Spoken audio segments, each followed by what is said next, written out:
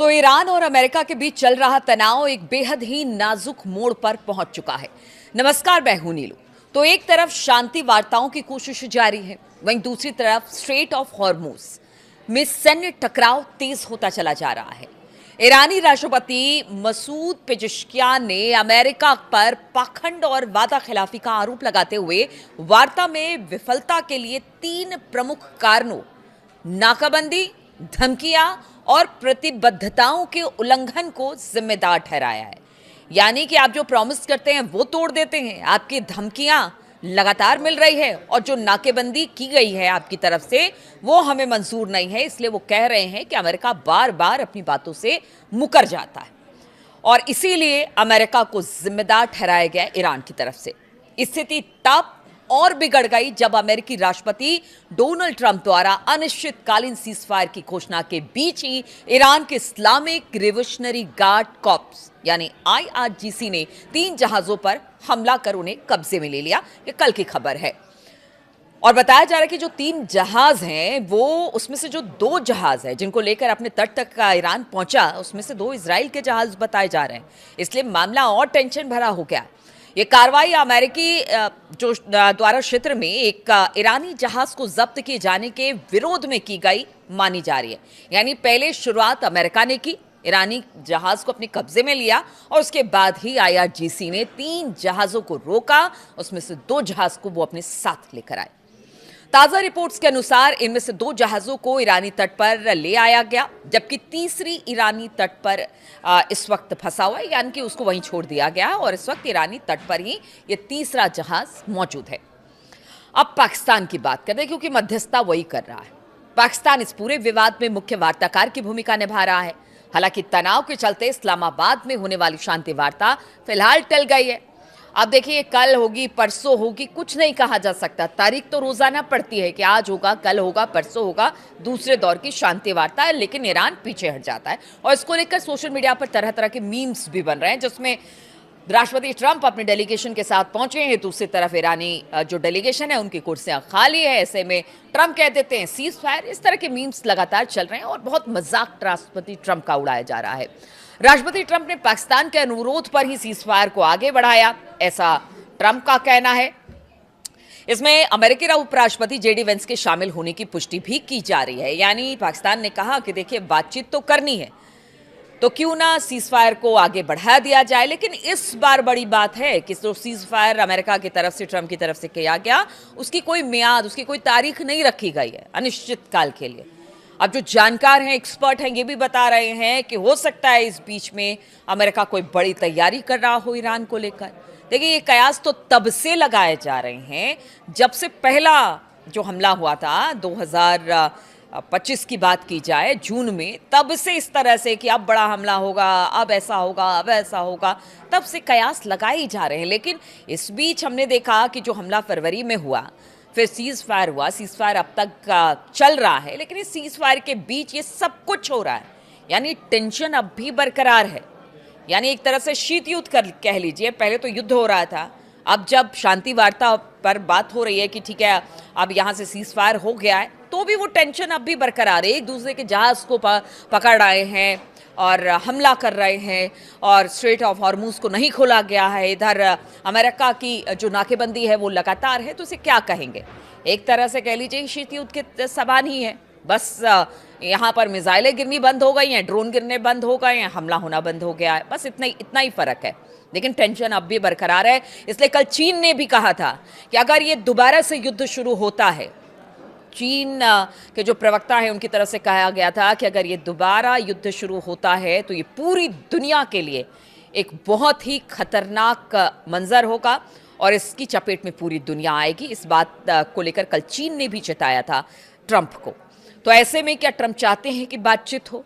क्या सिर्फ ट्रंप जो हैं वो समय यानी कि टाइम बाइंग कर रहे हैं, समय ले रहे हैं, तैयारी कुछ बड़ी हो रही है, ईरान के वजूद को ख़त्म करने की तैयारी हो रही है? यही सब बातें आप इस सीज फायर के दौरान सुनने को मिल रहा है। ईरान ने वार्ता की मेज पर आने से फिलहाल तो इनकार कर दिया है, लेकिन कहना यह है कि जो खबरें आ रही हैं कल या परसों में फिर बातचीत हो सकती है। ईरानी विदेश मंत्री सैयद अब्बास अरागची ने सख्त लहजे में कहा कि ईरानी बंदरगाहों की नाकेबंदी करना युद्ध की घोषणा है। अमेरिका की ये हरकतें सीज फायर का उल्लंघन करती हैं और ईरान अपनी रक्षा करना बखूबी जानता है। ईरान के इन हमलों और अमेरिका की सख्त घेराबंदी से दोनों देशों के बीच फिर से युद्ध की स्थिति बनती दिख रही है। इसीलिए अब चिंता चौतरफा है। रूस, चीन, पूरी दुनिया इस बात को लेकर चिंतित है कि अगर दोबारा हमला हुआ, क्योंकि ईरान ने कह दिया है अभी तो हमारे पास ऐसे ऐसे हथियार हैं जिनका प्रदर्शन भी हमने नहीं किया। अब जब दूसरे दौर की लड़ाई एक बार फिर से छिड़ेगी तो आप समझिए कि कितना विनाशकारी होगा। इसी विनाश से डरी हुई है पूरी दुनिया और इसके लिए 3 संकेत मिल रहे हैं। और वो संकेत क्या है, यानी सीज फायर के बीच में भी दोबारा से युद्ध शुरू हो सकता है। और ये 3 संकेत है। पहला संकेत ये कि ईरान का आक्रामक रुख, ईरान ये संकेत दे रहा है कि वो पीछे हटने को तैयार नहीं है। भले ही सीज फायर टूटने से उनकी अर्थव्यवस्था को चोट पहुंचे, लेकिन ईरान हर अमेरिकी कार्रवाई का जवाब दुगनी ताकत से देने की नीति पर चल रहा है। ट्रंप द्वारा वार्ता की अपील के बावजूद जहाजों को जब्त करना दिखाता है कि ईरान किसी भी दबाव या सर्वनाश की धमकी से नहीं डरा हुआ है। ईरान का मानना है कि ट्रंप को कुछ महीनों में मध्यावधि चुनाव का सामना करना है, जबकि IRGC पर ऐसा कोई दबाव नहीं है। ये ईरान जानता है ट्रंप इस वक्त दबाव में है, लेकिन IRGC नहीं है। और उनका कहना है कि हम तो सालों से सैंक्शन झेलते रहे हैं, तो हम सर्वनाश से नहीं डरते हैं, इसलिए हम लड़ाई के लिए तैयार है। दूसरी जो स्थिति बन रही है जिससे कि लगता है कि युद्ध फिर से शुरू हो सकता है, उसमें हॉर्मुज वैश्विक अर्थव्यवस्था का जो स्थिति है वहां पर बंधक का अब इस युद्ध का केंद्र पूरी तरह से स्ट्रेट ऑफ हॉर्मुज हो गया, क्योंकि यहां से जहाज को आने जाने नहीं दिया जा रहा है अलग अलग मुल्कों के। ईरान इस जलमार्ग को अपने सबसे बड़े सौदेबाजी के कार्ड के रूप में इस्तेमाल कर रहा है। वहीं अमेरिका वार्ता की मेज में बैठने से पहले ईरान की इस ताकत को बेअसर करना चाहता है। IMF के मुताबिक यदि ये संघर्ष लंबा खिंचा तो 2026 में वैश्विक विकास दर गिरकर 3.1% रह सकता है। यानी आप समझिए कि दबाव अमेरिका पर यहां पर भी है, ना तो वो हॉर्मुज खुलवा पा रहे हैं और अर्थव्यवस्था है पूरी दुनिया की वो हिली हुई है। इसीलिए कहा यह जा रहा है कि ये भी एक बड़ा कारण है कि अगर बात नहीं ईरान की तरफ से मानी गई और लगता है कि ट्रंप को यहां पर नहीं माना जाता तो फिर से हो सकता है कि युद्ध छिड़ जाए। और तीसरा जो कारण है अति आत्मविश्वास का जोखिम, यानी ईरान की रणनीति अब तक काम करते दिख रही है, लेकिन इसमें जोखिम भी है। यदि ईरान दुनिया की अर्थव्यवस्था को चोट पहुंचाकर वार्ता से पीछे हट रहा है तो वो अंतर्राष्ट्रीय स्तर पर अलग थलग पड़ सकता है। यानी यहां पर ईरान के अलग थलग होने की बात भी सामने आ रही है। ईरान अपनी अर्थव्यवस्था को फिर से खड़ा करने के लिए प्रतिबंधों से मुक्ति चाहता है, जो कूटनीतिक अलगाव की स्थिति में संभव दिखाई नहीं दे रहा है। अमेरिका और ईरान के बीच चल रहे युद्ध में स्ट्रेट ऑफ हॉर्मुज जंग का अखाड़ा बना हुआ है। अमेरिकी नाकेबंदी के बाद भी ईरान ने यहां से जहाजों की आवाजाही को बंद कर दिया और अब ये लड़ाई वर्चस्व की लड़ाई बनकर सामने आ रही है। यानी आप समझिए कि दोनों तरफ से स्ट्रेट ऑफ हॉर्मुज को लेकर अब भी डेडलॉक बना हुआ है, तो वर्चस्व की लड़ाई। और इसी बीच एक और अहम खबर आ रही है। इस बीच अमेरिका से एक बड़ी खबर सामने आई है, जहां पर अमेरिका ने अपने नेवी चीफ को आनन फानन में पद से हटा दिया है।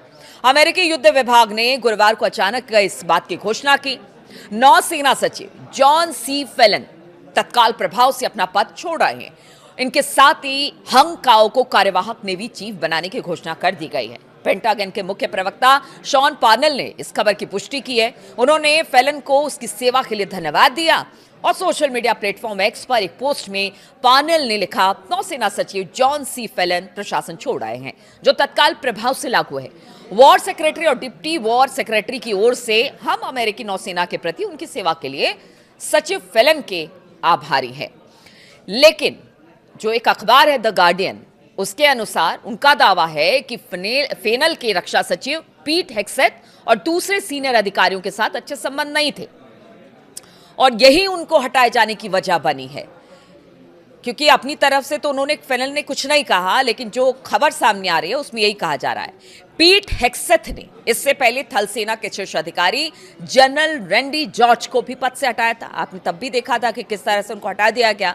हेक्सेथ ने बीते हफ्तों में कई शीर्ष जो जनरल हैं, एडमिरल हैं, उनको हटा दिया, पदमुक्त कर दिया। तो अब इसे आप क्या मांगे? क्या चीजें अमेरिका में चल रही हैं? यानी एक एक कर जहां पर स्ट्रेट ऑफ हॉर्मुज में अमेरिका के कई जंगी जहाज खड़े हैं, ऐसे में उनके एक अधिकारी को नेवी के हटा दिया जाता है और उसके पीछे कोई रीजन नहीं दिया जाता है। तो यही कहा जा रहा है कि अब धीरे धीरे करके ट्रंप पर जो जो उनकी नाव है उसमें छेद हो रही है और जो उनके साथी हैं उनको छोड़ के भाग रहे हैं। लेकिन स्थिति तो अब भी टेंशन भरी है, क्योंकि दूसरे दौर की युद्ध को लेकर आशंकाओं का बाजार गर्म है कि अगर दूसरे दौर में बातचीत नहीं बनती है या आगे बातचीत नहीं बनती है तो फिर ये जो दूसरी बार हमला होगा, जो सीज फायर के बाद का, जैसे कहते हैं ना कि हाफ टाइम के बाद का जो हमला होगा वो और भीषण होगा और फिर पूरी दुनिया इससे प्रभावित होगी। इसलिए सारे जितने बड़े बड़े देश हैं वो यही कह रहे हैं कि बातचीत ही इसका हल है, वरना दुनिया के लिए ये विनाश लेकर आएगी। बहुत बहुत शुक्रिया आप सभी का मेरे साथ इस वीडियो में शामिल होने के लिए।